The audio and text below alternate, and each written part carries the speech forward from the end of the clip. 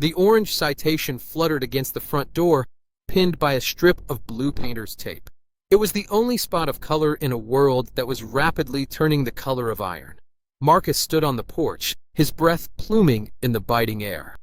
He didn't rip the paper down. He read it carefully, his face impassive.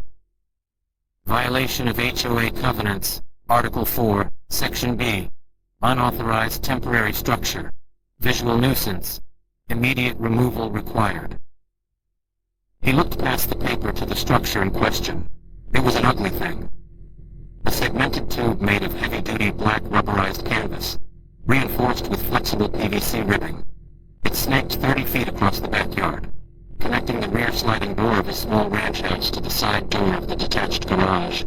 It looked like a giant industrial intestine. It sagged slightly in the middle. It rippled when the wind gusted. It looks like a trash bag, Marcus. Marcus turned. Garrett, the HOA president, was standing at the edge of the property line. Garrett was wearing a pristine white puffer jacket that cost more than Marcus's van. He was holding a snow shovel like a staff of office, though the driveway was currently dry. "It's a thermal corridor," Marcus said, his voice deep and level. He didn't raise it. He never raised it. "It's a blight," Garrett corrected, smiling that tight, neighborly smile that didn't reach his eyes. "The board met last night. We understand you're experimenting, but the development has standards. We can't have makeshift tunnels devaluing the view. You have 24 hours.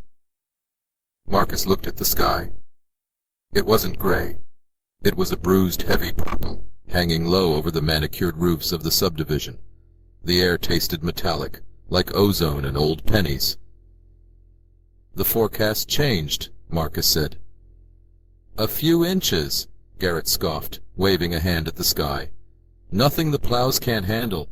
My generator is fueled. My pantry is stocked. We prepare for reality here, Marcus, not the apocalypse. Take the tunnel down." Marcus didn't argue. He didn't explain that he wasn't looking at the snow forecast, but the barometric pressure readings that had been plummeting for 6 hours straight. He didn't explain that he was a structural fabricator by trade, that he fixed industrial ventilation systems for a living, or that he knew exactly what happened when wind hit rigid surfaces at 70 miles an hour. He just nodded. "I heard you, Garrett." Garrett walked away, satisfied. He paused to talk to his neighbor, pointing back at Marcus's house and laugh. The sound carried clearly in the barrier. Marcus went inside. The house was warm, smelling of cinnamon and sawdust. Leaning was sitting at the kitchen table, wearing his noise-canceling headphones. He was alone, but he was smiling from his ranch. He had a lot of clean cars arranged by color in the basement. That locked it in there.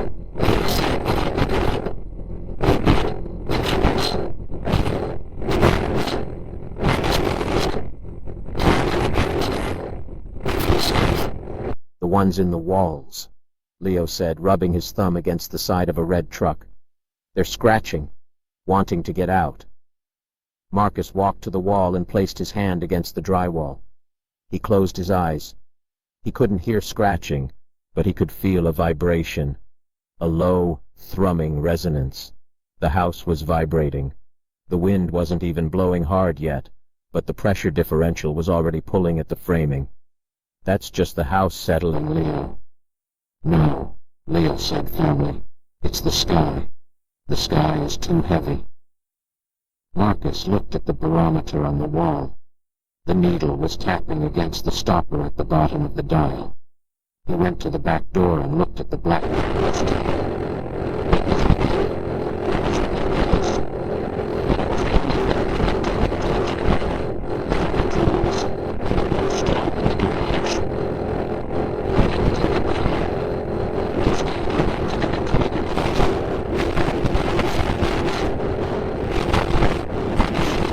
We have work to do. By 4 p.m. the first flakes fell. They weren't soft Christmas card flakes. They were hard pellets, hitting the windows like gravel. By 6 p.m. the street lights flickered and died. The darkness was absolute. The subdivision, usually a grid of glowing windows and security lights, vanished. Marcus was ready. He had already moved them into the core, the living room. He had taped heavy plastic sheeting over the doorways to the bedrooms and the kitchen, creating a smaller, insulated bubble within the house. He lit a kerosene lantern. The golden light pushed back the shadows. "Power's out," Leo whispered. He had taken his headphones off. The silence of the house was louder than the noise had been. "Just the grid," Marcus said. "We have the garage." He walked to the back sliding door. The glass was cold to the touch. He unlocked it and slid it open. Ideally, opening a door in a blizzard would suck the heat out of a house in seconds. But Marcus didn't open it to the storm. He opened it into the tunnel. The tunnel was dark, smelling of rubber and cold earth. The wind outside was screaming now, a constant high-pitched wail that sounded like a jet engine idling on the roof. The canvas walls of the tunnel were alive. They pulsed and snapped, breathing in and out. "It's moving," Leo said, shrinking back. "It's dancing," Marcus corrected. "If it stays still, it breaks. It has to move." He stepped into the tube. It was cold, but not freezing. The dead air space acted as an insulator. He walked the 30 feet to the garage, the canvas floor shifting slightly under his boots. In the garage, he pulled the cord on the generator. It coughed once, then roared to life.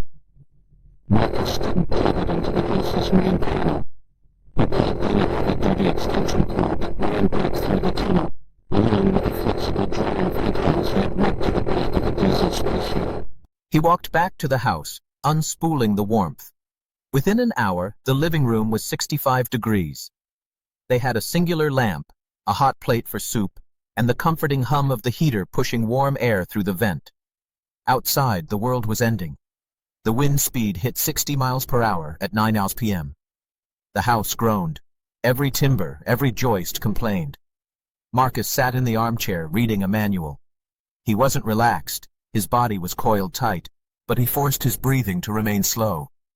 Leo was watching him. If Marcus panicked, Leo would shatter. "Is Mr. Garrett okay?"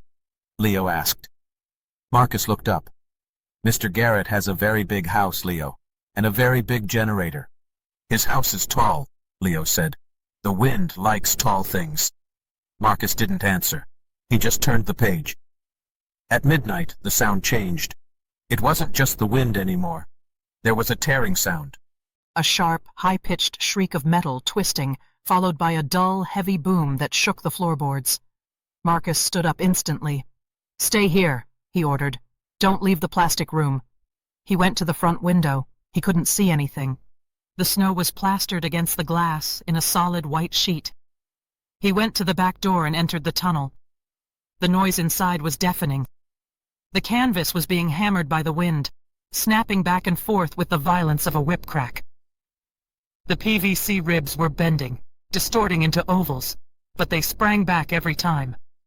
Marcus grabbed a flashlight and crawled to the midpoint of the tunnel. There was a small maintenance zipper there, near the floor. He unzipped it 2 inches.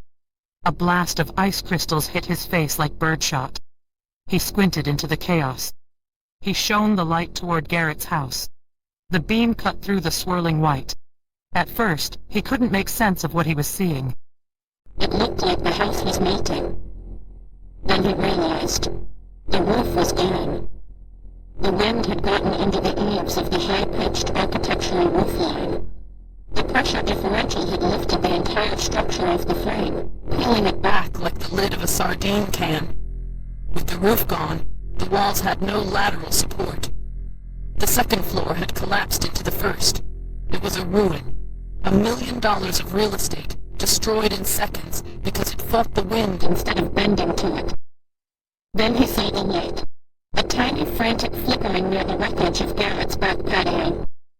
Marcus zipped the tunnel shut. He scrambled back to the garage. He grabbed a coil of climbing rope and a carabiner. He grabbed his heavy pocket and a pair of goggles. He ran back to the house. "Leo!" he called out, sticking his head through the plastic sheeting. "I have to go out." Leo's eyes went wide. "No." "Mr. Garrett is in trouble. He was mean to the tunnel." "I know," Marcus said. We're going to help him anyway. He went back to the tunnel. He clipped one end of the rope to the heavy steel anchor point of the garage foundation. He clipped the other end to his belt. He went to the maintenance zipper. He took a breath that burned his lungs. "Don't fight it," he whispered to himself. "Flow with it." He unzipped the flap and threw himself into the storm. The cold was a physical weight. It crushed him against the ground. The wind tried to roll him over, to tumble him like a tumbleweed. He dug his fingers into the frozen earth, clawing forward. He couldn't stand. Standing meant death. He crawled, keeping his profile low, streamlining his body. He followed the memory of the light. 10 feet, 20. The snow was waist-deep in drifts, scourged down to bare grass in others. He reached the patio. The debris field was a nightmare. Splintered Tukes 4s, shattered glass, shreds of pink insulation whipping past like cotton candy. He found Garrett huddled in the lee of his overturned gas grill. The man was unrecognizable. His white jacket was torn. He had lost a glove. He was curled in a fetal ball, shaking so violently his teeth were audible over the storm. He wasn't looking at Marcus. He was looking at nothing. Hypothermia was setting in. Marcus grabbed him by the shoulder. Garrett screamed, a thin, lost sound. "It's me!" Marcus yelled, his voice lost in the roar. Garrett looked at him, eyes wide and unseeing. "Gone," he mouthed. "It's all gone." Marcus didn't have time for therapy. He grabbed Garrett's arm and hauled him up. Garrett crumbled. His legs wouldn't work. Marcus looked back toward his house. He couldn't see it. The whiteout was total. He felt the rope at his waist go taut. That was his lifeline. He couldn't carry Garrett. The wind would knock them both down, and the snow would bury them in minutes. Marcus unclipped the rope from his belt. He clipped it to the back of Garrett's jacket harness, a feature of the expensive ski gear that Garrett had probably never intended to use. Marcus grabbed the rope with both hands. "Crawl!" Marcus screamed, pointing at the faint dark line of the tunnel in the distance. Garrett didn't move. Marcus turned and started pulling. He dug his boots in, heaving against the weight of the man and the wind. He dragged Garrett through the snow like a sled. Every step was a battle. The wind gusted, blinding him, knocking him sideways. Marcus fell. He tasted blood. He got up. He pulled again. They reached the tunnel. Marcus found the zipper. His fingers were stiff, clumsy blocks of wood. He clawed at the tab. It stuck. Ice had fused the teeth. Panic flared in his chest, hot and sharp. He stripped off his glove. He grabbed the metal tab with his bare skin. The heat of his hand melted the ice just enough. He yanked it down. He shoved Garrett through the hole. The man tumbled onto the canvas floor like a sack of laundry. Marcus dove in after him and zipped it shut. The silence, relative silence, was shocking. Garrett lay on the floor, gasping. He stared up at the black ribs of the tunnel. The canvas beat above them, a rhythmic pulsing drum. Thump, thump, thump, thump. It looked like the inside of a beast. It looked scary, but it was real. "Move!" Marcus rasped. He dragged Garrett down the length of the tube, through the sliding door, and into the house. May was standing there holding a blanket. He looked at Garrett, shivering and poking on the floor. He looked at the floor of Marcus's bed. May walked over and grabbed the shoulders. The tunnel moved. May was there. Garrett looked up. His face was bleached, cracked cold. He was lying on the floor, back on the floor. His shoulder checked the glass. He saw the plastic sheeting taped over the doors. He saw the ugly black tunnel visible through the glass door, flexing and bending in the storm that had just eaten his mansion. "My roof," Garrett whispered. "It just lifted." "Rigid structures fail under shear force," Marcus said quietly, stripping off his wet coat. "The tunnel absorbs the energy. It doesn't fight it." Marcus went to the hot plate and poured a mug of soup. He handed it to Garrett. Garrett took it with both hands, the ceramic clinking against his ring. He took a sip. Then he started to cry. It wasn't a loud cry. It was a quiet, breaking sound. They waited out the storm for 2 days. Marcus didn't lecture. He didn't talk about aerodynamics or drag coefficients. He played cards with Leo. He fed the generator. He checked the tunnel's guy wires. Garrett slept on the sofa. He didn't say much. He watched Marcus. He watched the way Marcus listened to the house, the way he adjusted the vents, the way he treated the terrifying storm like a puzzle to be solved rather than an enemy to be fought. On the third morning, the sun came out. The light was blinding, reflecting off 4 feet of pristine white snow. The sky was a hard, brilliant blue. The silence was absolute. No cars, no plows, just the birds, finally returning to the feeders. Marcus opened the back door. He had to shovel a path through the tunnel. The weight of the snow had pressed the roof down, but the ribs had held the pocket open. He dug his way out of the garage. He stood in the driveway and looked at the street. It was a disaster zone. Trees were snapped like matchsticks. Power lines were spaghetti. And down the street, the husk of Garrett's house stood open to the sky, a dollhouse ripped apart by a toddler. A National Guard Humvee was crawling slowly up the unplowed road, crunching over debris. Marcus went back to the house. Garrett was standing on the porch. He was wearing an old flannel shirt Marcus had lent him. He looked smaller without his buffer jacket. Garrett looked at his room in the house. Then he looked at the black tunnel. It was battered, scratched, and half-full. It was perfectly intact. Garrett reached into his pocket. He pulled out a $10 bill from the watch paper. His location. He looked at it for a long time. Maybe $24. Garrett whispered, maybe $30. Marcus leaned against the doorframe, closing his eyes. Then he smiled. Garrett saw the touched the back of his fist. He squeezed it until his fingers were red. Then he shoved the ball of paper deep into his pocket. The inspection, Garrett said, his voice rasping. It must have fired the paper like that. It's listed as critical infrastructure. He looked at Marcus. There was no arrogance left in his face. Just a profound, weary confusion, as if the world he understood had been replaced by one he didn't. "Thank you," Garrett said. It sounded foreign in his mouth. "Check your shoes before you go," Marcus said. "Deep snow out there." Garrett nodded. He walked down the shoveled path, stumbling slightly, toward the soldiers climbing out of the Humvee. Marcus watched him go. Leo stepped out onto the porch, squinting in the glare. He had his headphones around his neck. "Dad?" "Yeah, bud." "Is the tunnel ugly?" Marcus looked at the black rubber tube. He looked at the way it cut through the snow, defiant and strong. He thought about the warmth it carried. He thought about the life it had saved. "Yeah, Leo," Marcus said softly. "It's beautiful."